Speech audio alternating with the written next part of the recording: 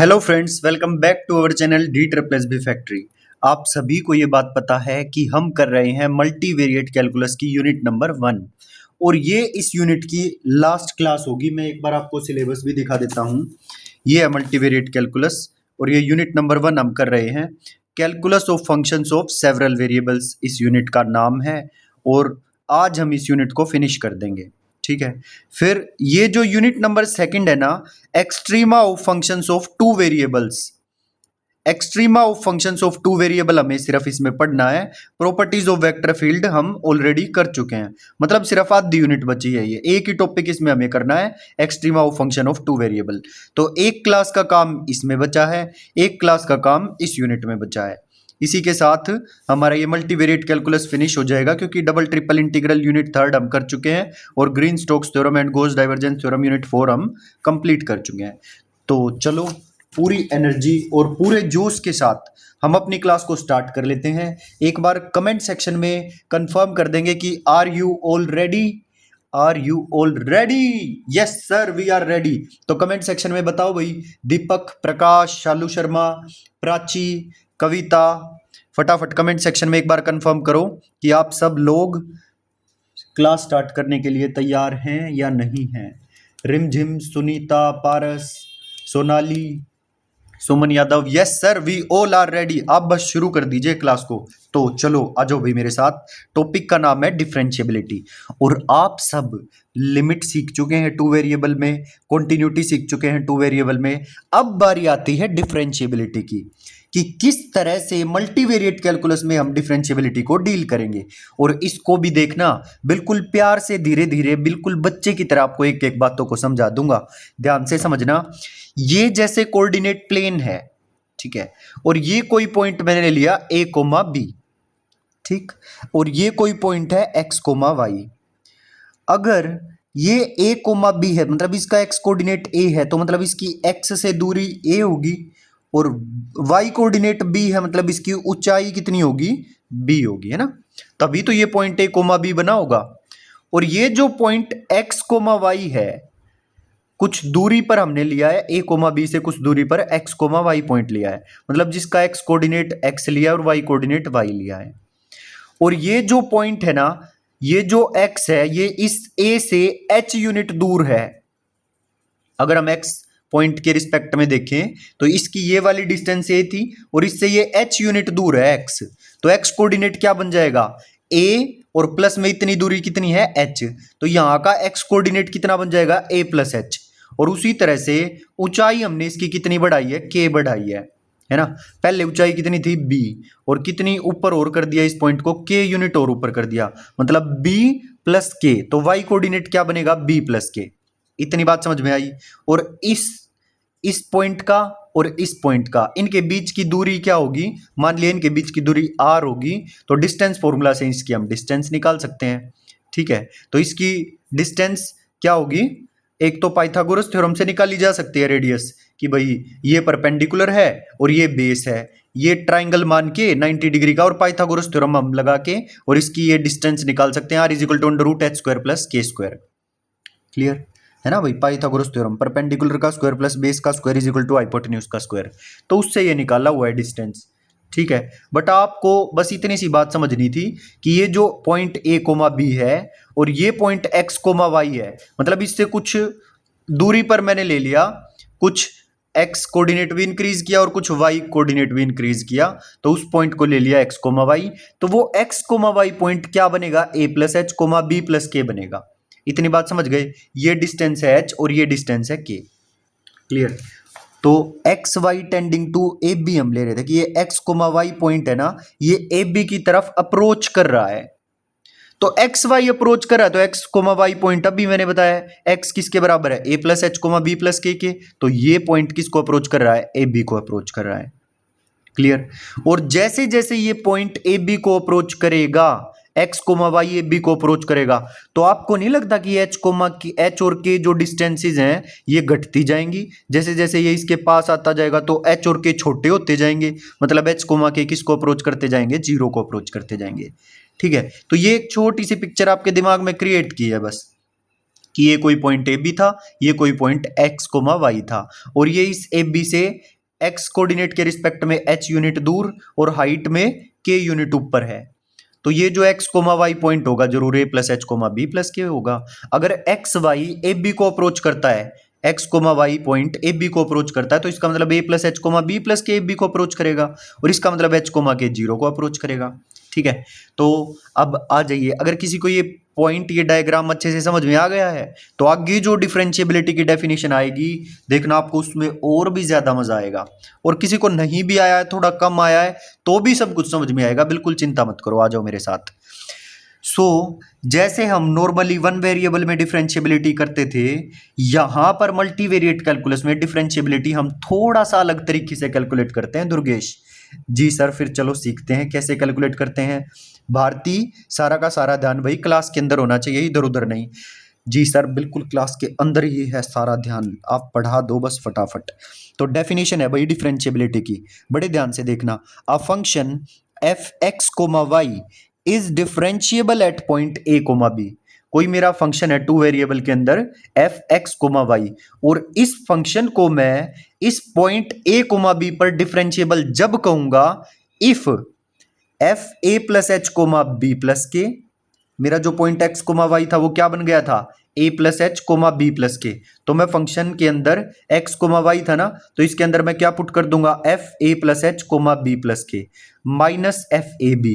ये differentiability check करने के लिए आपको ये एक लाइन का ये फॉर्मूला याद करना है। जिसको भी ये फॉर्मूला याद हो गया, समझ लो मल्टीवेरिएट कैलकुलस में या मल्टीपल वेरिएबल में डिफरेंशिएबिलिटी आराम से चेक कर लेगा वो, जिसको भी ये लाइन आ गई समझ में। तो एक एक करके समझाता हूं, देखो हमको क्या करना है, एफ एक्स कोमा वाई, ये जो फंक्शन है टू वेरिएबल में, इसकी डिफरेंशिएबिलिटी चेक करनी है इस पॉइंट ए कोमा बी पर, कि ये फंक्शन इस पॉइंट पर डिफरेंशिएबल है या नहीं। तो उसके लिए आपको ये लाइन याद करनी पड़ेगी, ये फॉर्मूला है एक तरीके से डिफरेंशिएबिलिटी चेक करने का। और क्या बनेगी ये, एफ ए plus H comma B plus K, है ना, एक्स और वाई सी के इक्वल थे ए प्लस एच के, और वाई किसके इक्वल था, बी प्लस के। तो एफ ए plus H comma B plus के माइनस एफ ए बी किसके इक्वल आना चाहिए, capital A H capital B के प्लस जी एच कोमा के under root H square plus के स्क्वायर। और under root H square plus के स्क्वायर समझ गए होगे, ये डिस्टेंस था इनके बीच का डिस्टेंस, तो वो हो गया under root H square plus के स्क्वायर। और ये जी एच कोमा के इसके बारे में भी बताऊंगा क्या है, और ए एच के बारे में भी बताऊंगा, और बी के बारे में भी बताऊंगा। जहां पर ये जो कैपिटल ए और जो कैपिटल बी है ना, ये A and B are constants independent of H and K. ये कॉन्स्टेंट्स हैं independent of small H and independent of small K. ये ए और बी दोनों इंडिपेंडेंट ऑफ एच एंड के हैं, ठीक, तभी तो बाहर है, मतलब ना तो एच के अंदर ही ना आ जाते। तो ए डॉट एच लिखा हुआ है और ये बी डॉट के लिखा हुआ है, तो ये ए और बी कॉन्स्टेंट्स हैं, और इनके अंदर एच और के कोई नहीं है, इंडिपेंडेंट ऑफ एच एंड के है। और इस जी एच कोमा के पर लिमिट एच कोमा के टेंड टू जीरो हम जब लगाते हैं तो वो जीरो आनी चाहिए। अगर ऐसा है तो हम कह देंगे कि जो फंक्शन एफ एक्स वाई है वो डिफरेंशिएबल होगा at point A comma B. दोबारा देखो, एफ ए plus H comma B plus K, formula याद करना है, एफ ए plus H comma B plus K मतलब एफ एक्स वाई ही है ये कुल मिला के। एफ एक्स वाई को मैं क्या लिख सकता हूँ, एक्स की जगह पे ए प्लस एच लिख सकता हूँ, वाई की जगह पे B plus K. So F ए plus H comma B plus के माइनस एफ ए बी किसके बराबर होना चाहिए, किसके बराबर होगा, ए एच प्लस बी के प्लस जी एच कोमा के और under root H square plus के स्क्वायर। जहां पर कैपिटल ए और जो कैपिटल बी हैं ये इंडिपेंडेंट ऑफ स्मॉल एच के हैं, इंडिपेंडेंट ऑफ एच एंड के। और जो जी एच कोमा के है ना, इस पे लिमिट एच के टेंडिंग टू जीरो जीरो में लगाऊं जी एच के पर, तो वो जीरो आनी चाहिए। अगर ये आ जाए तो हम कहेंगे कि जो फंक्शन एफ एक्स वाई है वो differentiable at point A B. ठीक, एक बार और समझो, पूरी की पूरी क्लास इस पर डिफरेंशिएबल है। अब मैं केवल रीडिंग करूंगा, अब तक आपको समझाया है। A function F x Y is differentiable at point A comma B if F A plus H comma B plus के minus F A B is equal to capital A H plus capital B के plus जी H comma के under root H square plus के square. मतलब ये चीज इसके बराबर हो, एफ ए plus H comma B plus के minus F A B is equal to capital A H plus capital B के प्लस जी एच कोमा के under root H square plus के स्क्वायर। और जहां पर ए और बी जो होना ये constants independent of H and K होने चाहिए। और जी एच कोमा के पर अगर मैं लिमिट लगाऊं एच कोमा के टेंडिंग टू 0 0 जी एच के पर तो वो 0 आनी चाहिए। तो अगर ऐसा हो जाए तो हम कहेंगे कि जो फंक्शन है हमारा एफ एक्स वाई वो डिफरेंशिएबल है ए कोमा बी पर। क्लियर? डन है इतनी बात, यहां तक तो कोई दिक्कत आनी नहीं चाहिए। ठीक है, चले आगे। अब जैसे ही मैं आपको क्वेश्चन करवाऊंगा ना सारी चीज एकदम क्लियर हो जाएंगी आपको दिमाग में, सेट हो जाएंगी मतलब। ठीक है सर, तो यहां तक तो आपने बता दिया कि ये ए और बी जो थे ना ये कॉन्स्टेंट्स थे इंडिपेंडेंट ऑफ एच एंड के। अब ये नेक्स्ट नोट क्या कह रहा है, तो ये नेक्स्ट नोट देखो, ए और बी निकालने का तरीका क्या है। जो भी मुझे फंक्शन गिवन होगा ना उसका partial derivative with respect to X करके और उसमें ए कोमा बी पुट कर देना, कैपिटल ए की वैल्यू आ जाएगी। फंक्शन एफ का partial derivative with respect to X करके ए कोमा बी पुट करना है तो कैपिटल ए निकल जाएगा ये। और कैपिटल बी कैसे निकलेगा, फंक्शन का partial derivative with respect to Y करके और इसके अंदर A comma B point put कर देना, कैपिटल बी निकल जाएगा। ठीक है, अच्छा अब एक पॉइंट है, a necessary condition for a function fxy to be differentiable at a comma b is that fx a comma b and fy a comma b exist। और ये केवल नेसेसरी कंडीशन है, सफिशिएंट कंडीशन नहीं है, necessary condition है सिर्फ। तो पूछ ले बताओ ये टू वेरिएबल में नेसेसरी कंडीशन क्या है किसी भी फंक्शन को डिफरेंशिएबल होने के लिए।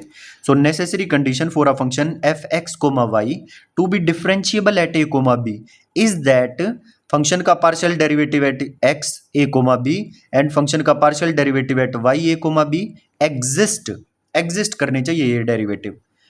ठीक है, तो फंक्शन क्या होगा, डिफरेंशिएबल हो सकता है। किसी भी फंक्शन को डिफरेंशिएबल होने के लिए उसके partial derivative at point A comma B exist करने चाहिए, तो वो फंक्शन डिफरेंशिएबल हो सकता है, क्योंकि ये नेसेसरी कंडीशन है। सफिशिएंट कंडीशन क्या है सर फिर, तो 2 मिनट रुको, सफिशिएंट कंडीशन भी बताते हैं। लेकिन उससे पहले मैंने आपको कॉन्टिन्यूटी पढ़ाई थी, for continuity limit X Y tending to A B F x Y is equal to F A B होना चाहिए। और necessary condition for a function F x Y to be differentiable at A comma B is that F x Y is continuous at A comma B. Sir दो बातें, यहां पर भी आप कह रहे हो कि नेसेसरी कंडीशन ये है और यहां पर भी आप कह रहे हो नेसेसरी कंडीशन ये है। भाई दोनों ही नेसेसरी कंडीशन है, ये भी नेसेसरी कंडीशन के अंदर आती है और ये भी नेसेसरी कंडीशन के अंदर आती है। क्लियर, कि फंक्शन डिफरेंशिएबल होने के लिए पहले कॉन्टिन्यूअस होना जरूरी है। अगर फंक्शन कॉन्टिन्यूअस है ए कोमा बी पर तो वो डिफरेंशिएबल हो भी सकता है और नहीं भी। तो इसीलिए हम कहते हैं कि ये नेसेसरी कंडीशन है, सफिशिएंट कंडीशन नहीं है, नेसेसरी कंडीशन है। ये कंडीशन अगर फुलफिल हो रही है तो फंक्शन डिफरेंशिएबल हो भी सकता है और नहीं भी। सेम ऐसे ही ये कंडीशन भी जो है वो नेसेसरी कंडीशन है कि F x Y is differentiable at A comma B is that function का partial derivative at with respect to X A comma B and function का partial derivative with respect to Y A comma B exist. Clear, तो 3 point I hope समझ में आ गए होंगे। अब चौथा point most important जिसके अंदर हम पढ़ रहे हैं सफिशिएंट कंडीशन। नेसेसरी कंडीशन तो आपने जान ली, अब सफिशिएंट कंडीशन देखो क्या है। पार्शियल डेरिवेटिव, फंक्शन का partial derivative with respect to X and function का partial derivative with respect to Y at A comma B exist, तो दिस नेसेसरी कंडीशन। लेकिन अगर ये partial derivative A comma B पर कॉन्टिन्यूअस भी हो जाए then F x Y is differentiable at A comma B, तो ये सफिशिएंट कंडीशन है भाई। नेसेसरी कंडीशन में क्या पढ़ाया था कि नेसेसरी कंडीशन है किसी फंक्शन एफ एक्स वाई को डिफरेंशिएबल होने की at point A comma B कि उनका partial derivative with respect to X and partial derivative with respect to Y at point A comma B exist. केवल इतनी थी नेसेसरी कंडीशन। लेकिन sufficient condition क्या होगी कि वो partial derivative with respect to x और with respect to Y at point A comma B exist तो करे ही करे, साथ में कॉन्टिन्यूअस भी अगर ये हो गए ना ये एफ एक्स और F Y at point this, तो हम कह देंगे कि फंक्शन पक्का डिफरेंशिएबल होगा at point A B. Done, तो ये तो था थ्योरेटिकल पार्ट भाई कि जो डिफरेंशिएबिलिटी है उसको चेक करने का फॉर्मूला, इसकी डेफिनेशन। क्लियर, और ये डायग्राम किस लिए बनाया था, ये फॉर्मूला समझाने के लिए बनाया था। ठीक है, ओके। और ये ए और बी क्या होंगे, ये आपको बताए थे कि ये कैपिटल ए और कैपिटल बी कैसे निकलेंगे। कैपिटल ए निकलेगा फंक्शन का partial derivative with respect to X करके पॉइंट ए कोमा बी पर, और ये फंक्शन का partial derivative with respect to Y A comma B पर करके। फिर मैंने आपको बताई नेसेसरी कंडीशन, और दो नेसेसरी कंडीशन बताई, और फिर मैंने आपको बताई सफिशिएंट कंडीशन क्या होगी किसी भी फंक्शन एफ एक्स वाई को डिफरेंशिएबल होने के लिए किसी पॉइंट ए कोमा बी पर। ठीक है, अब कर रहे हैं हम एल्जेब्रा फॉर डिफरेंशिएबल फंक्शंस। ये जो फिफ्थ पॉइंट है ना, ये एल्जेब्रा ऑफ डिफरेंशिएबल फंक्शंस के लिए है। तो मैं दो फंक्शन ले रहा हूं, एफ एक्स वाई और जी एक्स वाई। ये दोनों फंक्शन है ना, ये डिफरेंशिएबल है at point A comma B, और k1 और k2 रियल नंबर हैं। F x comma Y G X comma Y are differentiable at A comma B and k1 and k2 belong to real number. तो जो इनका linear combination बनेगा ना, k1 F x Y plus k2 G x Y, ये भी differentiable होगा A comma B पर। अगर एफ एक्स वाई और जी एक्स वाई डिफरेंशिएबल थे ए कोमा बी पर, और k1 k2 अगर रियल नंबर हैं, तो k1 F x Y plus k2 G x Y भी डिफरेंशिएबल होगा ए कोमा बी पर। ठीक है, और इसी अलजेब्रा का दूसरा पार्ट है कि k1 F x Y, k1 है कोई भी real number constant, k1 F x Y गुणा में k2 जी एक्स वाई, ये भी डिफरेंशिएबल होगा एट ए कोमा बी। और k1 एफ एक्स वाई को अगर मैं डिवाइड कर दूं k2 जी एक्स वाई से, ये भी डिफरेंशिएबल होगा at point A comma B. और वो ऑब्वियस है कि जी एक्स वाई जीरो नहीं होना चाहिए, k2 जीरो नहीं होना चाहिए, वो ऑब्वियस सी बात है। क्लियर, तो ये भी डिवीजन भी क्या होगा, डिफरेंशिएबल होगा at point A comma B. अब मैं आपको डिफरेंशिएबिलिटी के क्वेश्चन सोल्व करवाता हूं, उस फॉर्मूले की एप्लीकेशन सिखाता हूं कि उस फॉर्मूले को कैसे अप्लाई करके चेक करना है डिफरेंशिएबल होगा या नहीं। एक क्वेश्चन मैंने आपको बताया था जब हम पार्शियल डेरिवेटिव कर रहे थे एक्स वाई के मोड वाला, और उसमें मैंने आपको बताया था कि इसका पार्शियल डेरिवेटिव पूरे कोऑर्डिनेट प्लेन में कहां कहां पर एग्जिस्ट करेगा। फंक्शन गिवन था एक्स डॉट वाई का मोड, और वहां पर हमने प्रूव किया था कि इसका पार्शियल डेरिवेटिव पूरे कोऑर्डिनेट प्लेन में कहां कहां पर एग्जिस्ट करेगा। तो पूरे फर्स्ट क्वाड्रेंट में एग्जिस्ट कर रहा था इसका पार्शियल डेरिवेटिव, सेकंड क्वाड्रेंट में दोनों विद रिस्पेक्ट टू एक्स भी एग्जिस्ट कर रहा था, विद रिस्पेक्ट टू वाई भी, थर्ड में भी और फोर्थ में भी। लेकिन जो एक्स एक्सिस थी ना, लेकिन जो एक्स एक्सिस थी उस पे partial derivative with respect to y exist नहीं कर रहा था, और जो वाई एक्सिस थी उस पे partial derivative with respect to x exist नहीं कर रहा था। क्लियर, तो उसमें हमने क्या लिखा था, मैं दिखा भी देता हूं आपको, ये देखो, हाँ ये रहा। तो ये क्वेश्चन था भाई, हमको निकालना था कि F x x comma y exist, f y x comma y exist किन किन पॉइंट पर एग्जिस्ट करेगा आर स्क्वायर में। तो इसका आंसर ये आया था कि F x x comma y exist in R square except zero comma b, b non zero. मतलब ओरिजिन पे भी तो सब एग्जिस्ट करेगा, ओरिजिन की बात नहीं हो रही यहाँ पर, बी नॉन जीरो होना चाहिए। मतलब जितने भी पॉइंट हैं जो फंक्शन का partial derivative with respect to x at point x comma y exist in complete R square, पूरे कोऑर्डिनेट प्लेन पे एग्जिस्ट करता है, एक्सेप्ट वाई एक्सिस के जो पॉइंट्स हैं, और वो वाई एक्सिस वाले ओरिजिन को छोड़कर जितने वाई एक्सिस पे पॉइंट है, क्योंकि बी नॉन जीरो लिखा हुआ है देखो स्पेशली, हम इस ओरिजिन की बात नहीं कर रहे, हम कह रहे हैं कि फंक्शन का partial derivative with respect to x पूरे कोऑर्डिनेट प्लेन में एग्जिस्ट करता है। ठीक है, फंक्शन का partial derivative with respect to x पूरे कोऑर्डिनेट प्लेन में एग्जिस्ट करता है एक्सेप्ट दिस वाई एक्सिस, और इस वाई एक्सिस पे भी ओरिजिन को छोड़ के, देखो जीरो नहीं ले रहा, बी जीरो नहीं लिया। ठीक है, और same partial derivative with respect to y exist in complete R square, मतलब पूरे कोऑर्डिनेट प्लेन पे एग्जिस्ट करेगा एक्सेप्ट दिस एक्स एक्सिस, और पूरी एक्स एक्सिस पे फंक्शन का partial derivative with respect to y exist नहीं करेगा, लेकिन ओरिजिन पे करेगा, ओरिजिन को छोड़ के जो इस लाइन पे पॉइंट है उन पे एग्जिस्ट नहीं करेगा। Partial derivative with respect to y लिखा हुआ देखो, फंक्शन का partial derivative with respect to y x comma y exist in R square except a comma zero such that a is non zero. A non zero होना चाहिए, zero पे तो exist करता है, ओरिजिन पे एग्जिस्ट करती है इसकी लिमिट, और ये एफ एक्स और एफ वाई सब एग्जिस्ट करता है, डिफरेंशिएबल है ये जीरो जीरो पे। अब एक पॉइंट आपको मतलब थोड़ा रोमांच क्रिएट करना चाहिए ये चीज, कि अगर मोड एक्स जो था, केवल मोड एक्स, वो जीरो पर डिफरेंशिएबल नहीं होता था मोड एक्स, और ये देखो एक्स वाई का मोड जीरो पे डिफरेंशिएबल होता है। और अब हम क्योंकि डिफरेंशिएबिलिटी ही पढ़ रहे हैं, है ना, तो चलो उस डिफरेंशिएबिलिटी वाले फॉर्मूला से इसको चेक करते हैं कि ये डिफरेंशिएबल होगा जीरो पे या नहीं होगा। अभी आपको प्रूव करके दिखाता हूं इसी चीज को, आ जाओ मेरे साथ। सर कितना इंटरेस्टिंग बना देते हो आप टॉपिक को, मतलब एकदम इंटरेस्ट क्रिएट हो जाता है हमारा। तो इंटरेस्ट क्रिएट करने के लिए ही तो हम पढ़ाने के लिए आए हैं, नहीं तो ऐसे तो आप पढ़ ही रहे थे।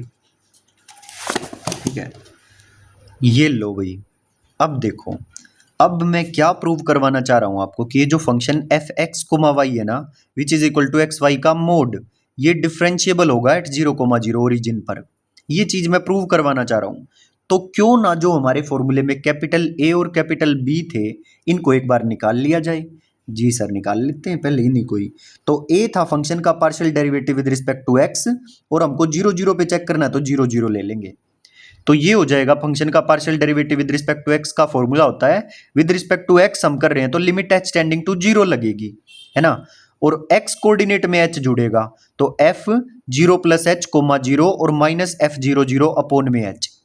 ठीक, तो फंक्शन के अंदर h कोमा 0 पुट करना है तो इसकी वैल्यू 0 ही आएगी, और f 0,0 तो 0 होगा ही, है ना, f 0,0 तो होगा ही 0। अच्छा, अपॉन में h, तो 0 माइनस 0 अपॉन में h वैल्यू आई 0। उसी तरह से फंक्शन का partial derivative with respect to y at point 0,0 हम निकाल लेते हैं। ये limit k tending to 0 put होती है इसमें, और इसमें y कोऑर्डिनेट में हम k जोड़ते हैं तो ये हो जाएगा f 0,0 प्लस k और माइनस का f 0,0 अपॉन में k। ठीक है, तो फंक्शन के अंदर 0,k पुट करना है तो ये हो जाएगा 0, और f 0,0 पे ये फंक्शन 0 होता ही है तो ये आ जाएगी 0 वैल्यू। 0 माइनस 0 अपॉन k क्या आ जाएगा 0। लिमिट तो बाद में पुट होगी, पहले ही 0 बन गया ये फंक्शन जो ये अंदर है। तो a की वैल्यू आ गई 0 और b की वैल्यू आ गई 0, और पॉइंट क्या है 0,0। अब वो जो डिफरेंशिएबिलिटी चेक करने वाला फॉर्मूला था उसको मैंने यूज किया। क्या फॉर्मूला था, एफ ए plus H comma B plus k, और ए और बी है 0,0, तो f 0 plus H comma 0 plus के माइनस का f 0,0 is equal to A H plus B के प्लस जी एच कोमा के under root H square plus के square. Value put कर दो ए और बी की, 0,0 पुट कर दिया। अच्छा, फंक्शन के अंदर ये h कोमा के पुट होगा ना, 0 प्लस एच एच हो जाएगा, 0 प्लस के हो जाएगा, तो एफ एच कोमा के निकाल लो तो h डॉट के का मोड आएगा तो h डॉट के का मोड, और f 0,0 पर ये फंक्शन 0 होता है। क्लियर, और यहां पर a और b की वैल्यू पुट कर दी, और जी एच कोमा के को एज इट इज रखा, और under root H square plus के स्क्वायर को एज इट इज रखा। तो यहां से मैं जी एच कोमा के की वैल्यू निकाल लूंगा तो क्या आएगी, जी एच कोमा के की वैल्यू एच के का मोड, और ये तो 0 हो ही चुका है, और इसको ले जाओ नीचे, under root H square plus के स्क्वायर। ये के है एच के का मोड, एच के का मोड, और अपॉन में under root H square plus के स्क्वायर। और इसकी लिमिट, इसके ऊपर जी एच के पर लिमिट लगाने पर एच के टेंडिंग टू 0,0, अगर ये लिमिट 0 के इक्वल आ जाए तो ये फंक्शन डिफरेंशिएबल हो जाएगा 0,0 पर। तो मैंने इसके ऊपर लिमिट लगाई। अब ना आप इस लिमिट को h और k की टर्म्स में मत देखो, इसको ना उस नजर से देखो कि h को x की नजर से देखो और k को y की नजर से देखो, है ना। तो आपको ये लिमिट निकालनी थोड़ी आसान नजर आएगी, और लिमिट क्योंकि 0,0,0 पर निकालनी है तो इसको पोलर फॉर्म में हम कन्वर्ट कर देंगे। h को पुट कर देंगे, मतलब h x जैसा ही हमें दिखाई दे रहा है, और जो k है वो y जैसा दिखाई दे रहा है, और x और k को हम x को r cos थीटा पुट करते हैं और y को r sin थीटा, अगर लिमिट टेंडिंग टू 0,0 हो तो पुट कर दो। तो और ये r टेंडिंग टू 0 पुट होगा तो लिमिट r टेंडिंग टू 0, और h की जगह r cos थीटा और k की जगह r sin थीटा, और अपॉन में अंडर रूट r स्क्वायर। इतनी बात क्लियर हुई। तो जो ये कांस्टेंट है r और r, ये तो बाहर आ जाएंगे ना, आर स्क्वायर बाहर आ जाएगा, और ये अंडर रूट आर स्क्वायर, नीचे एक आर बचेगा तो उससे ये एक आर कट जाएगा, लेकिन एक आर तो फिर भी बचेगा। और जैसे ही हम limit r tending to 0 put करेंगे, मोड लगाओ या मत लगाओ वो एक ही बात है, लिमिट 0 बननी ही है। मोड लगाओगे जब भी 0 बननी है, नहीं लगाओगे जब भी 0 बननी है। लो लगा लो, कोई फर्क नहीं पड़ेगा इससे। ठीक, क्योंकि एक आर कटेगा, क्योंकि नीचे आर स्क्वायर का अंडर रूट है, एक आर कटेगा एक आर बचेगा, और वो लिमिट लगाते ही 0 बनेगा। ठीक है, और यही हमारी डिफरेंशिएबिलिटी की डेफिनेशन थी कि एफ ए plus H comma B plus के minus F A B is equal to A H plus B के प्लस जी H K under root H square plus के स्क्वायर। ठीक है। और इस चीज से जो वैल्यू हम निकाल के पुट कर लेंगे और फिर जी एच के की वैल्यू निकाल लेंगे यहां से। और जो जी एच के आएगा, अगर इस पे लिमिट एच के टेंडिंग टू 0 0 लगाने पर, लिमिट एच के टेंडिंग टू 0 0 लगाने पर ये देखो 0 0 ही लगेगी, चाहे कुछ भी ए बी कुछ भी हो, इस पर लिमिट एच के टेंडिंग टू 0 0 ही लगेगी जी एच के पर। अगर ये लिमिट 0 आ जाए तो जो मेरा फंक्शन होगा वो डिफरेंशिएबल होगा एट दिस पॉइंट। तो इस पर लिमिट हमने लगा कर देखी और लिमिट लगाई तो 0 आ गई, है ना। जी एच के पर लिमिट लगाई तो 0 आ गई, ये लगा रखी। फिर इसको पोलर में कन्वर्ट कर दिया था, ये 0 आ गई, लिमिट निकल गई। तो f x Y is equal to mod x Y is differentiable at 0, 0। ठीक है। अब मैं एक आपको फॉर्मूला दे के जा रहा हूं। अब ये कितने भी क्वेश्चन पूछ ले इसके ऊपर इसी फॉर्मूला से सोल्व हो जाएंगे आपके। ठीक है। और इसके प्रूफ में मैं जाऊंगा नहीं, सिंपली आपको ये रिजल्ट मान के याद कर लेना है।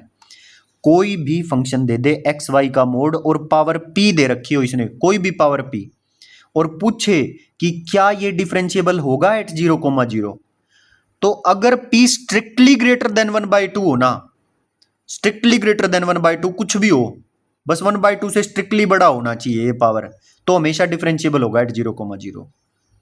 और 1/2 से छोटा कोई पावर ले रहा है फिर नहीं होगा।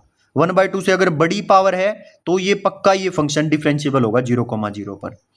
ठीक। अब अनगिनत क्वेश्चन बना ले, एक्स वाई का मोड की पावर 3, एक्स वाई के मोड की पावर 2/3, समझ रहे हो। 1/2 से अगर पावर बड़ी है तो ये पक्का डिफरेंशिएबल होगा एट 0, 0। ठीक। That is p belong to 1/2 to infinity, कुछ भी पुट करे डिफरेंशिएबल होगा 0, 0 पर। ओके। अब एक एग्जांपल आगे चलते हैं हम भाई। अब इस तरह के क्वेश्चन का खात्मा हमने कर दिया है। अब कुछ भी पूछ ले ऐसा क्वेश्चन एक्स वाई के मोड वाला, आप आराम से डील कर पाओगे। अब नेक्स्ट क्वेश्चन पे आ जाइए। F x Y is equal to x square y x cube y plus sine x y. This is differentiable in R because f x and f y are continuous, so by sufficient condition it is differentiable. और यहां पर ये जो function F x Y आपको दिखाई दे रहा है, ये फंक्शन का partial derivative with respect to x निकालोगे वो भी एग्जिस्ट करेगा, partial derivative with respect to y निकालोगे वो भी एग्जिस्ट करेगा। और जो पार्शियल डेरिवेटिव सोल्व होके आएगा ना, वो भी एक पोलिनोमियल टाइप ही आएगा, है ना। ना डिनोमिनेटर में कुछ आएगा, ना कुछ अंडर रूट वगैरह में आएगा। तो जो पार्शियल डेरिवेटिव आ रहा है वो एग्जिस्ट कर रहा है और इनफैक्ट कॉन्टिन्यूस होगा। ठीक है। पोलिनोमियल निकल के आएगा और पोलिनोमियल कॉन्टिन्यूस है। ठीक। और इसका भी derivative with respect to x करो या विद रिस्पेक्ट टू वाई करो, साइन की बजाय कोस बन जाएगा, और क्या होगा, और कोस भी कॉन्टिन्यूस होता है। तो पार्शियल डेरिवेटिव एग्जिस्ट भी कर रहा है विद रिस्पेक्ट टू एक्स और विद रिस्पेक्ट टू वाई, और कॉन्टिन्यूस भी है। तो नेसेसरी और सफिशिएंट कंडीशन दोनों सेटिस्फाई हो गई, तो ये फंक्शन क्या होगा, डिफरेंशिएबल होगा। बस सिंपल। ठीक है। और किसी पॉइंट पर बोला ही नहीं है, तो किसी पॉइंट पर बोला नहीं है तो फिर हम सिंपली नेसेसरी और सफिशिएंट कंडीशन लगा के बता देंगे। ओके। अब एक और क्वेश्चन देखिए आप। If f x comma Y is equal to 1 when x belong to Q cross Q and -1 otherwise, मतलब जो एक्स है वो क्यू क्रॉस क्यू से आ रहा हो जो पॉइंट है, मतलब ये जो एक्स कोमा वाई कर लो, चाहे इसको x comma y belong to Q cross Q, और भी सही हो जाएगा, belong to Q cross Q. ठीक। और कोई पॉइंट है क्यू क्रॉस क्यू के अलावा, जैसे क्यू क्रॉस आर हो, क्यू क्रॉस इरेशनल हो, तो उसके लिए -1 यूज होगा फंक्शन। और यहां पर G x Y X square plus Y square -1 X square plus Y square plus 1 when x belong to Q cross Q, और ये अदरवाइज। तो यहां तो आपको डायरेक्टली नजर आ रहा है कि लिमिट भी एग्जिस्ट नहीं कर रही, और सेम यहां पर भी लिमिट एग्जिस्ट नहीं कर रही। इसको पोलर में कन्वर्ट कर देना, लिमिट आर टेंडिंग टू 0 और x square plus Y square r square हो जाएगा, r square -1 r square plus 1, polar form लगा देना इसके ऊपर, लिमिट भी एग्जिस्ट नहीं करेगी। ठीक है। एक तरफ से -1 आएगा, एक तरफ से +1 आएगा लिमिट यहाँ पे, और लिमिट दो लिमिट आएंगी, इस पार्ट के लिए अलग लिमिट आ रही है, इस पार्ट के लिए अलग लिमिट आ रही है। तो इसलिए लिमिट एग्जिस्ट नहीं करेगी, क्योंकि लिमिट एग्जिस्ट तब करती जब इस पूरे जी एक्स वाई के लिए एक यूनिक लिमिट आती। क्लियर। तो इसमें लिमिट भी एग्जिस्ट नहीं कर रही, और लिमिट ही एग्जिस्ट नहीं कर रही ना, तो ये कॉन्टिन्यूस होगा ना ये डिफरेंशिएबल होगा। So neither f nor g is differentiable at any point in R square, क्योंकि इनकी लिमिट ही एग्जिस्ट नहीं कर रही। But F x Y plus ji x y, अगर मैं इनको जोड़ूं तो ये क्यू क्रॉस क्यू के लिए दिस प्लस में दिस 1 से 1 कट जाएगा, केवल x square plus Y square बनेगा। और अदरवाइज के लिए इसमें ये 1 घट जाएगा और 1 से 1 कट जाएगा और x square plus Y square बनेगा। But F x Y plus ji x Y इसका मतलब ओवरऑल फंक्शन बन गया X square plus Y square for all X Y belong to R square.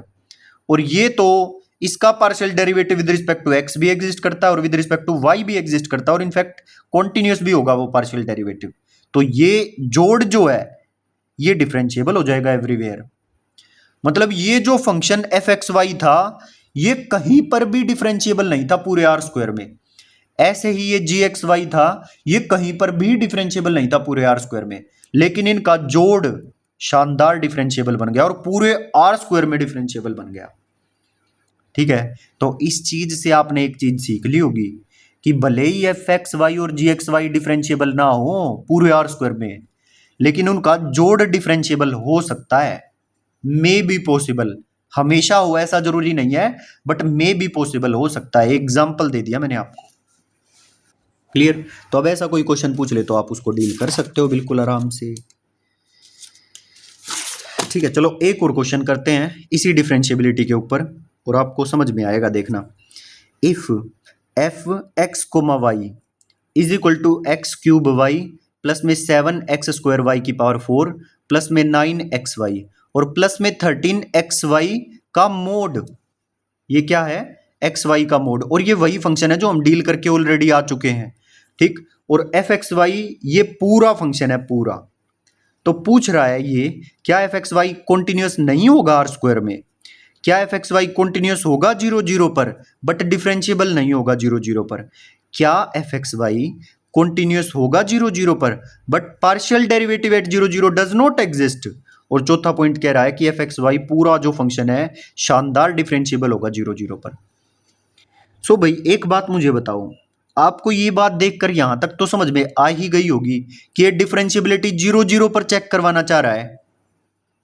और अगर मैं थोड़ी देर के लिए इस फंक्शन को थोड़ा सा इग्नोर कर दूं 13xy के मोड को, तो इतने पार्ट को अगर मैं डील करूं तो इसमें आपको पता चल ही रहा है कि ये पोलिनोमियल टाइप फंक्शन है और केवल न्यूमरेटर में पोलिनोमियल है, डिनोमिनेटर में भी कुछ नहीं है। तो ये फंक्शन का partial derivative with respect to x भी एग्जिस्ट करेगा इतने पार्ट का, और विद रिस्पेक्ट टू वाई भी एग्जिस्ट करेगा, और वो कॉन्टिन्यूस भी होंगे दोनों विद रिस्पेक्ट टू एक्स और विद रिस्पेक्ट टू वाई, क्योंकि डेरिवेटिव करने के बाद भी पोलिनोमियल ही निकलेगा इतने हिस्से का। तो by necessary and sufficient condition इतना हिस्सा तो हर जगह पर डिफरेंशिएबल होगा। और ये तो खाली 0 0 पर कह रहा था, इतना हिस्सा हर जगह पर डिफरेंशिएबल होगा, लेकिन वो तो केवल 0 0 पर कह रहा है। ठीक है, तो 0 0 पर भी डिफरेंशिएबल होगा इतना हिस्सा। इसको भी चेक कर लेते हैं हम, और इसको तो हम अभी अभी प्रूव करके आए हैं कि ये जो एक्स वाई का मोड है ये 0 0 पर शानदार डिफरेंशिएबल होता है। तो ये पूरा भी डिफरेंशिएबल 0 0 पर और ये भी डिफरेंशिएबल 0 0 पर। तो ये overall f x y function differentiable होगा 0 0 पर। लिखा भी हुआ है देखो, partially differentiable partially differentiable partially differentiable, और ये हम अभी अबव करके आए हैं डिफरेंशिएबल एट 0 0। तो ये पूरा का पूरा फंक्शन डिफरेंशिएबल हो गया एट 0 0। तो f x Y is not continuous, अरे कॉन्टिन्यूस नहीं डिफरेंशिएबल भी है भाई। F x Y is continuous at 0 0 but not, अरे नॉट नहीं है डिफरेंशिएबल, ये भी गलत हो गया। F x Y is continuous at 0 0 but partial derivative 0 0 does not exist. Differentiable है, सब कुछ है, कॉन्टिन्यूस भी है, पार्शियल डेरिवेटिव भी एग्जिस्ट है, तो ये भी गलत हो गया। F x Y is differentiable at 0 0, बिल्कुल डी ऑप्शन इज करेक्ट। ठीक है, तो जैसे एक्स वाई के मोड की पावर p जब होता था फंक्शन, मैंने बताया था कि अगर p ग्रेटर देन 1/2 हो तो वो फंक्शन क्या होगा? डिफरेंशिएबल होगा एट 0 0 हमेशा, है ना।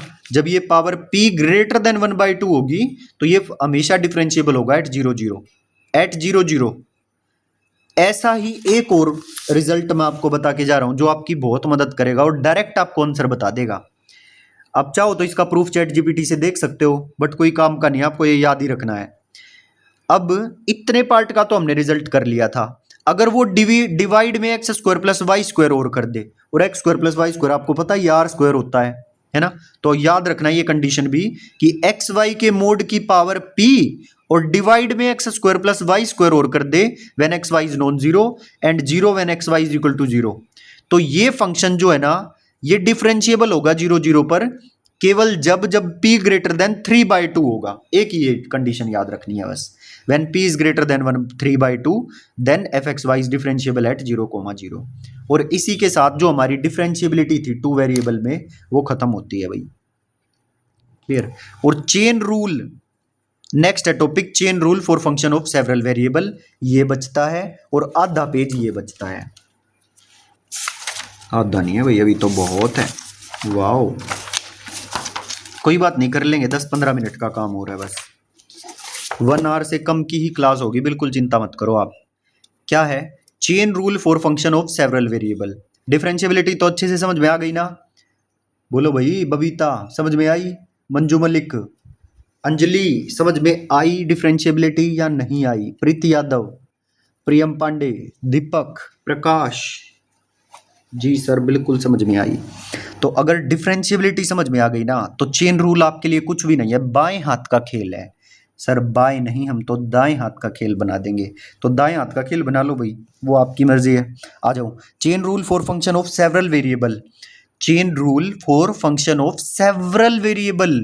चेन रूल आप सिंगल वेरिएबल में तो पढ़ के आ चुके हो, 11th-12th में भी पढ़ा, ग्रेजुएशन में भी पढ़ा।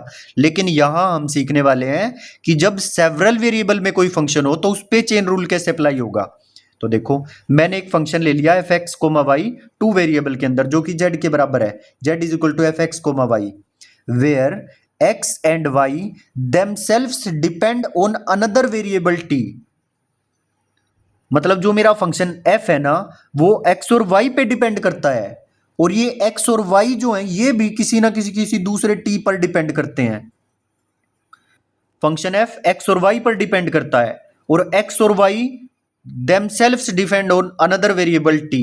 तो इसका मतलब ओवरऑल जो फंक्शन f है वो t पर डिपेंड कर रहा है, ठीक है। और x और y किस तरह के फंक्शन है, x is equal to g t, y is equal to h t. मतलब x और y भी t के अंदर फंक्शन है, t वेरिएबल के अंदर t पे डिपेंड है x और y।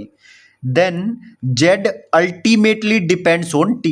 तो कुल मिला के z क्या हो जाएगा, अल्टीमेटली डिपेंड ऑन t हो जाएगा, ठीक। और फिर इसका हम डेरिवेटिव, चेन रूल से डेरिवेटिव कैसे निकालेंगे, D z upon d T, क्योंकि ओवरऑल ये जेड टी पे ही डिपेंड कर गया।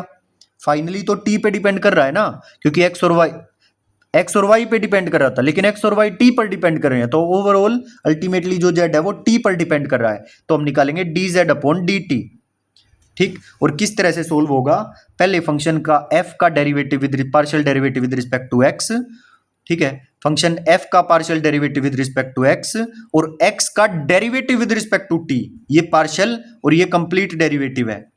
f का partial derivative with respect to x और x का derivative with respect to t, फिर f का partial derivative with respect to y और y का derivative with respect to t, क्योंकि y t का फंक्शन है तो y का derivative with respect to t करना पड़ा। दोबारा देखो, z किसका फंक्शन, किस पे डिपेंड हो गया, z अल्टीमेटली t पर डिपेंड हो गया। तो dz upon dt is equal to f का partial derivative with respect to x और x का derivative with respect to t, f का partial derivative with respect to y और y का derivative with respect to t। इस तरह से chain rule apply होगा।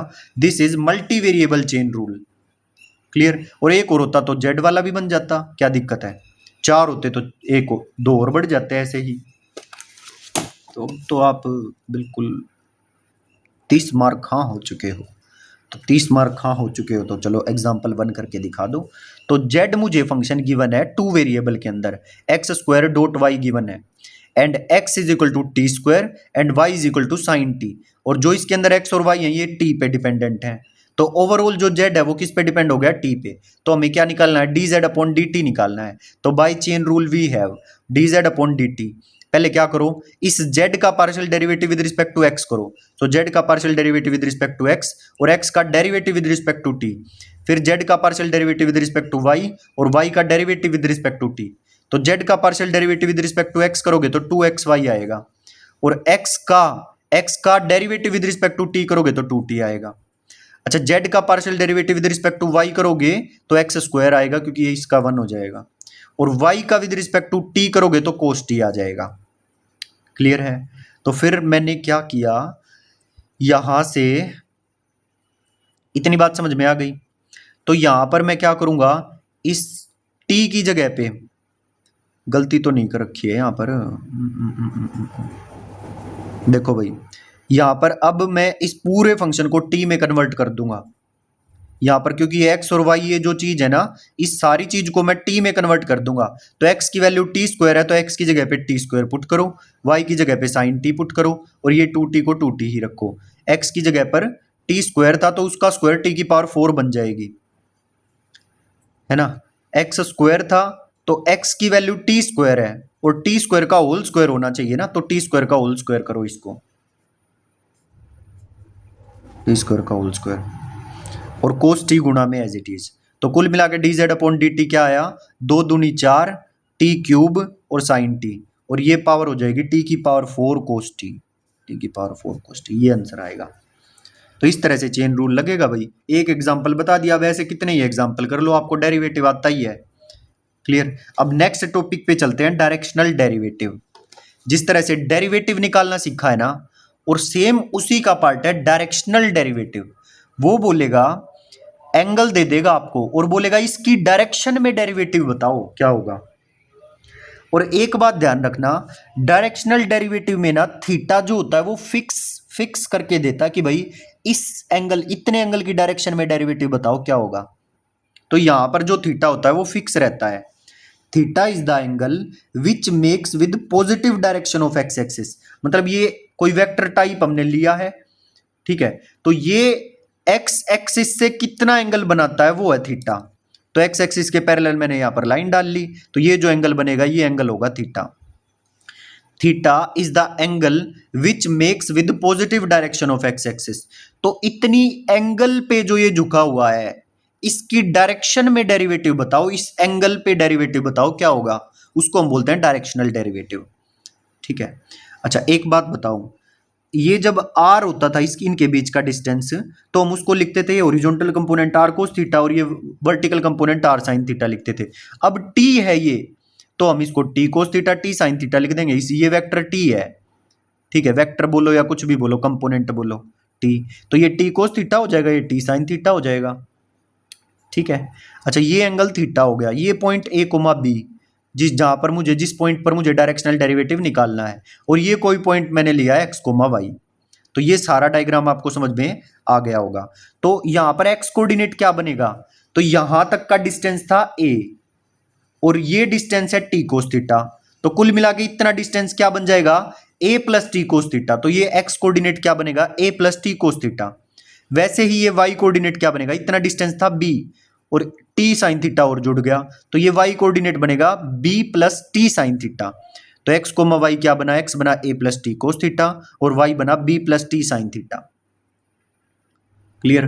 तो जो डायरेक्शनल डेरिवेटिव निकलेगा वो कैसे निकलेगा सर फिर, तो हम लिमिट लगाएंगे भाई इसके ऊपर, इस तरह से समझ लो जैसे पोलर फॉर्म में कन्वर्ट करते हैं, बिल्कुल ठीक है। बस वहां पे लिमिट r टेंडिंग टू 0 लेते थे, यहां पर लिमिट t टेंडिंग टू 0 ले रहे हैं, बात वही है ना। वहां पर लिमिट r टेंडिंग टू 0 लेते थे, यहां पर लिमिट t टेंडिंग टू 0 ले रहे हैं। और वह वहां पर भी अगर पॉइंट ए बी होता था तो a plus B cos theta put करते थे x को, और y को b plus R sine theta put करते थे। बस यहाँ पर t है और कुछ भी नहीं है, ठीक। तो f हो जाएगा a plus T cos theta coma b plus T sine theta, और माइनस में ए बी अपॉन में t। ये जो लिमिट हम निकालेंगे वो डायरेक्शनल डेरिवेटिव निकल के आएगी कि भाई इसका डेरिवेटिव ये है, जो भी सोल्व होकर लिमिट आएगी, ठीक है। अब आ जाइए आगे, देखो लिखा भी हुआ है, directional derivative of F x comma Y in direction theta at point A comma B. पूरी लाइन पढ़ना दोबारा से, directional derivative of F x comma Y in direction theta at point A comma B. इसकी notation क्या बनेगी, D theta A comma B. इसकी notation, दूसरी notation क्या बनती है, F theta A comma B. Clear. D theta A comma B and this is equal to F theta A comma B.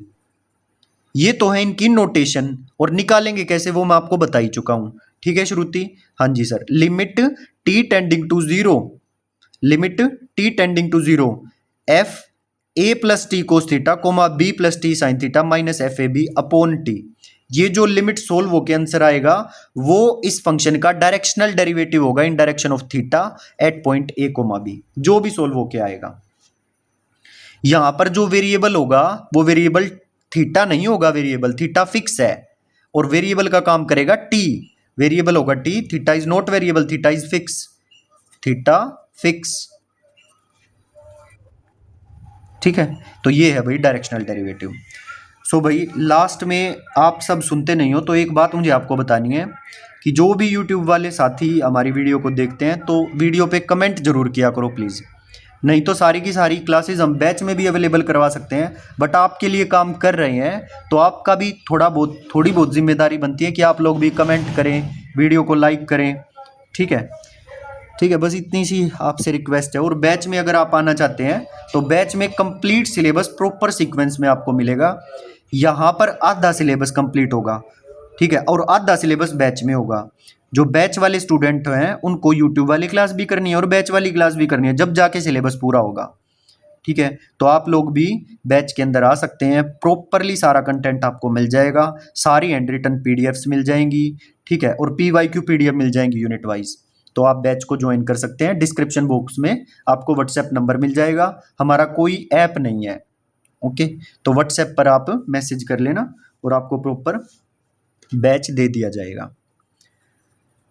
ठीक है भाई, तो ये डायरेक्शनल डेरिवेटिव की मैं आपको डेफिनेशन करवा चुका हूं। अब आगे आ जाइए नोट। नेक्स्ट नोट है, in place of theta directional derivative is also evaluated in direction of H comma के। वो थीटा की डायरेक्शन में ना बोल के क्वेश्चन में ऐसा भी बोल सकता है कि डायरेक्शनल डेरिवेटिव इवेल्युएट करो इन डायरेक्शन ऑफ एच कोमा के। फिर क्या करेंगे सर? तो फिर बस कुछ नहीं करेंगे, इसकी नोटेशन बदल जाएगी। जैसे पहले इस डायरेक्शनल डेरिवेटिव को D theta A comma B लिखते थे ना, फिर इसको लिखेंगे डी एच कोमा के ए बी। और एफ की फॉर्म में लिखना है तो एफ एच कोमा के ए बी, क्योंकि एट पॉइंट ए बी निकालना है। और इसी को हम वेक्टर की फॉर्म में भी लिख सकते हैं, एच कोमा के की डायरेक्शन में निकालना मतलब F H I cap K J cap at point A comma B. ये तीनों नोटेशन है directional derivative in direction of H comma K की, at point A B in direction of H comma K, इसकी notation है। जहां पर जो हम एच लेंगे वो put H is equal to T cos theta and K is equal to T sine theta. H क्या है? ये एच आपको बताया था, है ना। अगर ये चीज टी है तो ये जो एच होगा वो टी कोस थीटा के बराबर होगा और के जो होगा वो टी साइन थीटा के बराबर होगा। क्लियर? और ये X comma Y point A plus H comma B plus K, ये वही रहेगा एक्स कोमा वाई। ठीक है, एच की वैल्यू कितनी होगी? टी कोस थीटा के बराबर, और के की वैल्यू कितनी होगी? टी साइन थीटा के बराबर। और एक्स और वाई की वैल्यू कितनी होगी? ए प्लस एच और बी प्लस के बराबर। और थीटा की फॉर्म में लिखे तो A plus T cos theta B plus T sine theta के बराबर। आई होप वो सारी बातें आपको क्लियर है। और टेन थीटा कैसे निकलेगा? परपेंडिकुलर अपॉन बेस, यानी कि के अपॉन एच। क्लियर? तो सारी बातें समझ में आ गई ना भाई?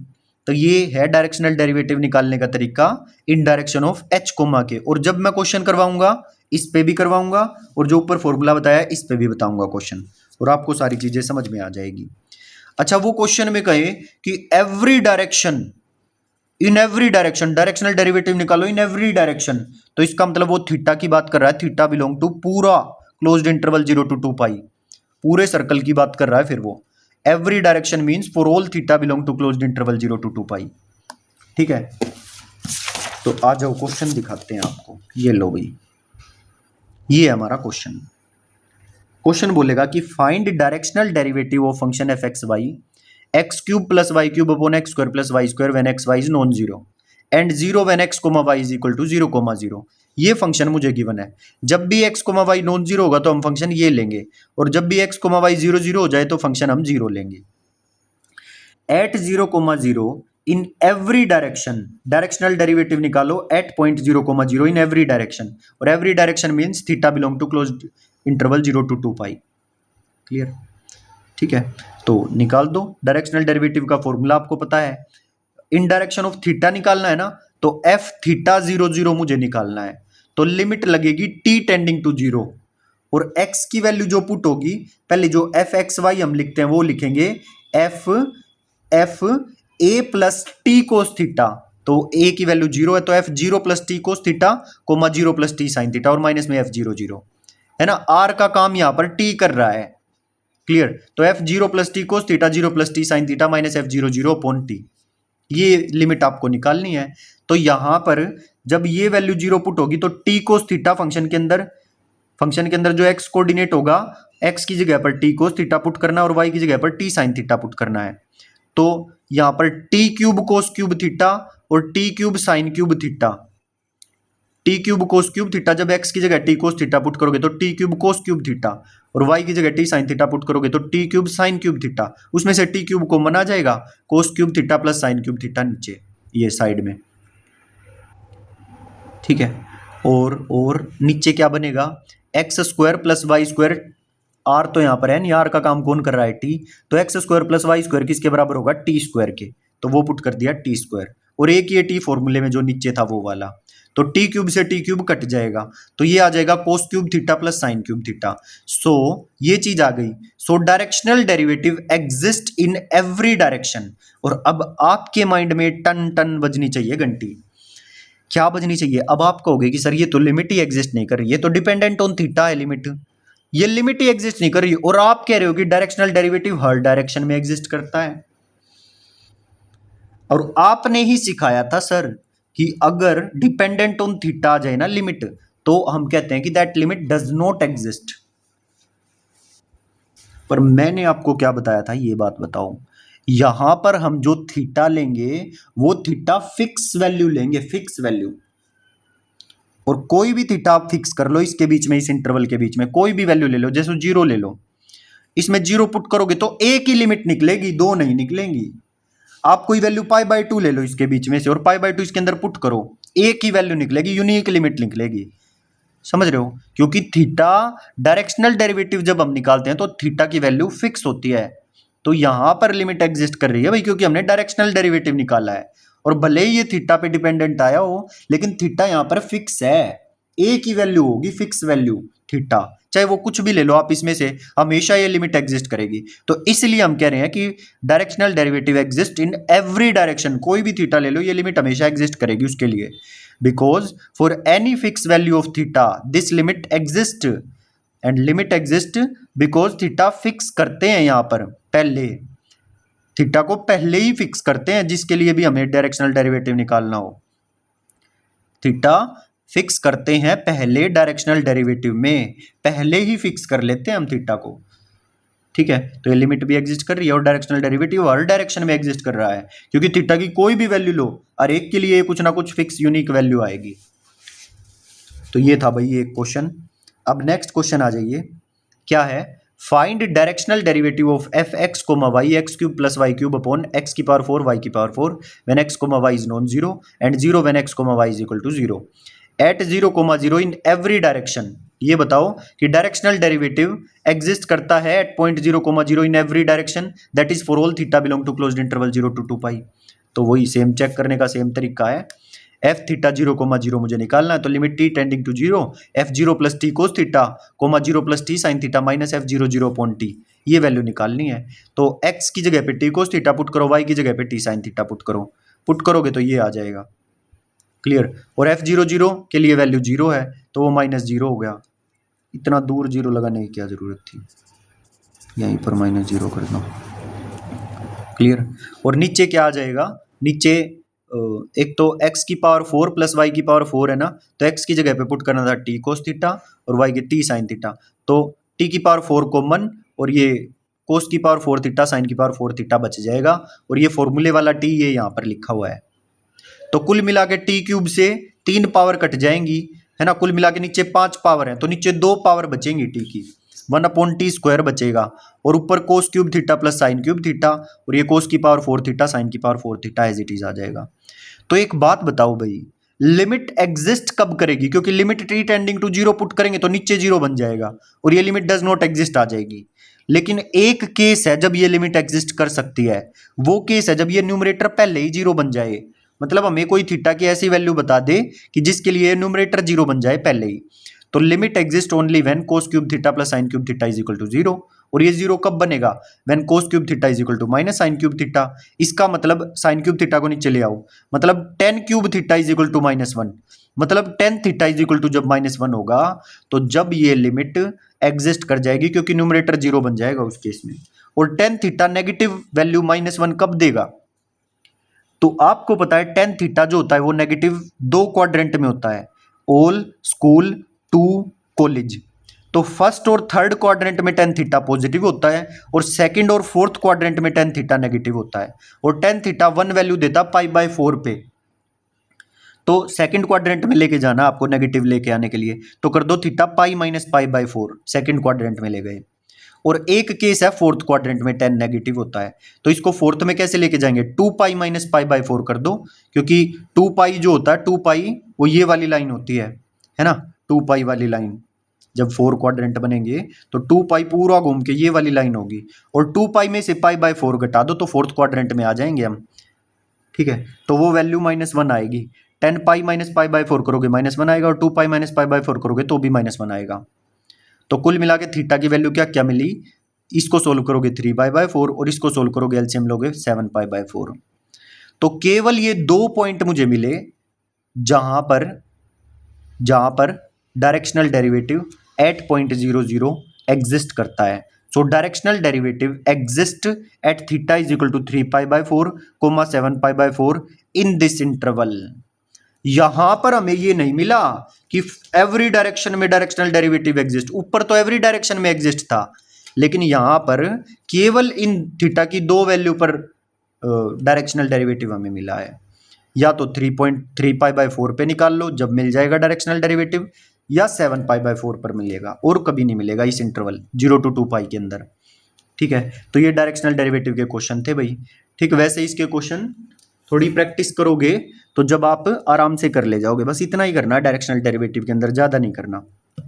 ओके, अब छोटी छोटी बातें बची हैं और ये यूनिट हो जाएगी खत्म। कुल 5 मिनट का काम बचा है। अच्छा, एक बात, वैसे तो ये वेक्टर कैलकुलस में हम सब कर चुके हैं, बट फिर भी इस यूनिट में बोल दिया तो हमें करना पड़ेगा थोड़ा सा। क्या बोल रहा है, the gradient of function f(x, y, z)। ये 3 वेरिएबल में 2 वेरिएबल में कोई फंक्शन दे दे तो उसका ग्रेडियंट कैसे निकालोगे, ये पूछ रहा है। अब क्योंकि ग्रेडियंट निकालते वक्त डेरिवेटिव का यूज होता है तो इसलिए इसके अंदर आ गया। तो ग्रेडियंट निकालना आपको आता ही है। Gradient of function f(x, y, z) is equal to ∂f/∂x, ∂f/∂y, ∂f/∂z, ऐसे निकलेगा ग्रेडियंट।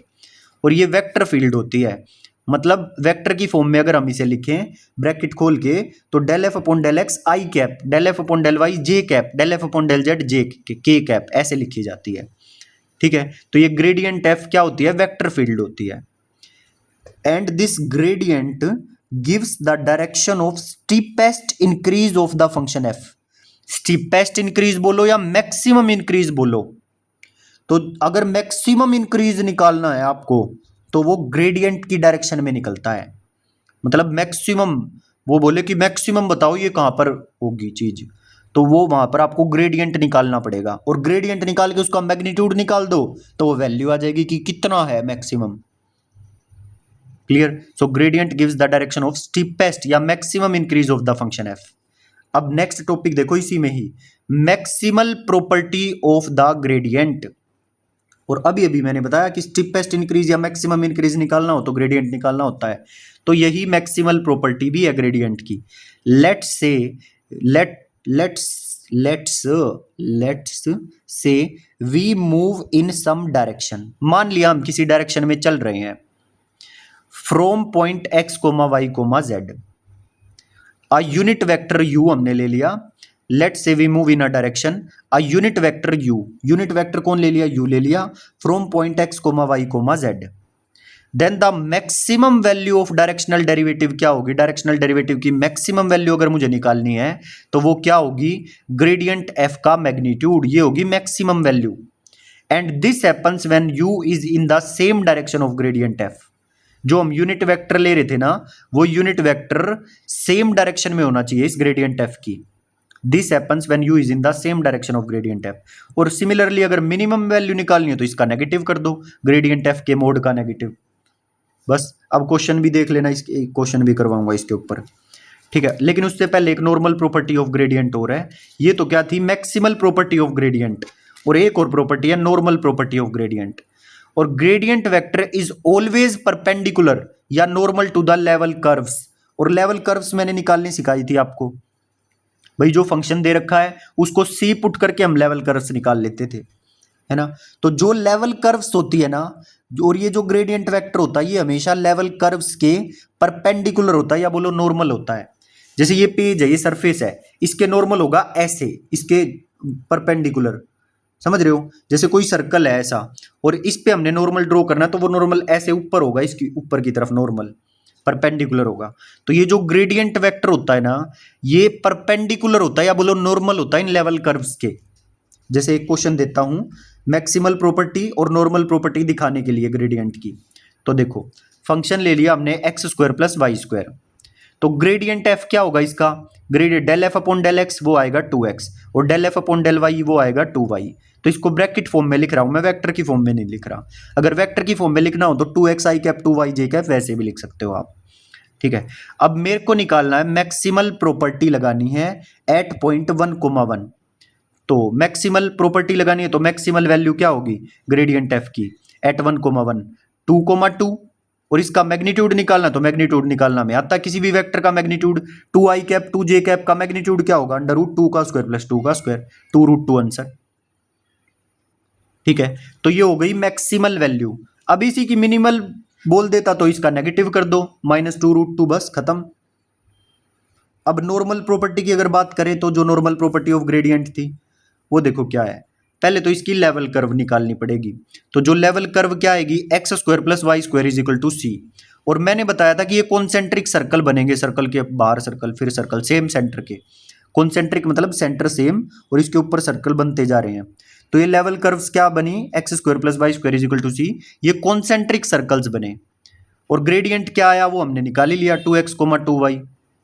और ये जो ग्रेडियंट होगा ना points radially outward perpendicular to the circle, जैसे जो भी ये सर्कल बनेंगे और जो ग्रेडियंट आएगा ये ग्रेडियंट ये इनके परपेंडिकुलर या बोलो नॉर्मल बनेंगे इस सर्कल के, जो ये सर्कल होगा इनसे नॉर्मल बनेंगे, ठीक है। तो gradient 2x, 2y points radially outward या परपेंडिकुलर टू द सर्कल, बना के भी दिखा देता हूं देखो ऐसे, जैसे ये सर्कल है ये कॉन्सेंट्रिक सर्कल बनेंगे, तो जो ग्रेडियंट वेक्टर होगा ना वो इनके नॉर्मल बनेगा ऐसे, ठीक है। जो सरफेस है उसके नॉर्मल बनेगा, जैसे मान लो यहाँ पर मैं टेंजेंट ड्रॉ कर दूं तो इसके परपेंडिकुलर बनेगा, ये होता है नॉर्मल, ठीक। तो जो ग्रेडियंट होगा points radially outward perpendicular to the circle, तो ये है नॉर्मल प्रॉपर्टी और ये थी भाई मैक्सिमल प्रॉपर्टी। तो नॉर्मल प्रॉपर्टी ऑफ ग्रेडियंट हम कर चुके हैं और मैक्सिमल प्रॉपर्टी ऑफ ग्रेडियंट भी कर चुके हैं और ग्रेडियंट क्या है ये भी कर चुके हैं। और एक बार मैं आपको सिलेबस दिखा देता हूँ मल्टीवेरिएट कैलकुलस का। ये है मल्टीवेरिएट कैलकुलस और देखो एक एक करके मैं आपको दिखाता हूँ। फंक्शन ऑफ सेवरल वेरिएबल्स हमने पढ़े, उसके बाद लेवल कर्व्स एंड सरफेसेस हमने पढ़ी, लिमिट एंड कॉन्टिन्यूटी पढ़ा, पार्शियल डिफरेंशिएशन पढ़ा, हायर ऑर्डर पार्शियल डेरिवेटिव पढ़ा, टेंजेंट प्लेन पढ़ा, पूरा टेंजेंट प्लेन निकालना, टोटल डिफरेंशियल एंड डिफरेंशिएबिलिटी पढ़ी है ना, पूरा टोटल डिफरेंशियल पढ़ा और डिफरेंशिएबिलिटी पढ़ी, चेन रूल निकालना सीखा, चेन रूल कैसे, डायरेक्शनल डेरिवेटिव हमने सीखा, the gradient maximal and normal property of gradient, gradient निकालना और maximal and normal property of gradient सीखा, और टेंजेंट प्लेन और नॉर्मल लाइंस ये हम पहले ही कर चुके हैं, ये रहा टेंजेंट प्लेन और नॉर्मल लाइन ये साथ में ही की थी, क्लियर। तो इसी के साथ हमारी ये यूनिट खत्म होती है और वेरी वेरी इंपॉर्टेंट यूनिट है ये, ठीक है। तो भाई अच्छे से कर लेना, पूरी 1 आवर की क्लास हो चुकी है यार, एक बच्चा लाइक और कमेंट करके जरूर जाया करो भाई, ठीक है। और कुछ ले नहीं रहे आपसे, ठीक है। यूट्यूब पर बिल्कुल फ्री प्रोवाइड कर रहे हैं ये क्लास और आप लोग उसमें भी लाइक करने में मतलब कंजूसी करते हो, तो ऐसा मत किया करो। कोई आपके लिए मेहनत कर रहा है तो भाई थोड़ा सा सपोर्ट किया करो, ठीक है। और जो बैच वाले बच्चे उनको तो लाइक और कमेंट करनी है, उनके लिए नो अदर ऑप्शन, ठीक है सर कर देंगे, ओके। तो इसी के साथ हमारी ये यूनिट खत्म होती है भाई। अब एक क्लास का काम बचा है इसी मल्टीवेरिएट कैलकुलस में, वो हम कंप्लीट कर लेंगे, उसकी टेंशन आप मत लेना। अभी इस क्लास को कंप्लीट करो, थोड़ी देर में आपको वो क्लास भी मिल जाएगी। मिलते हैं नेक्स्ट क्लास में, till then bye bye, thank you.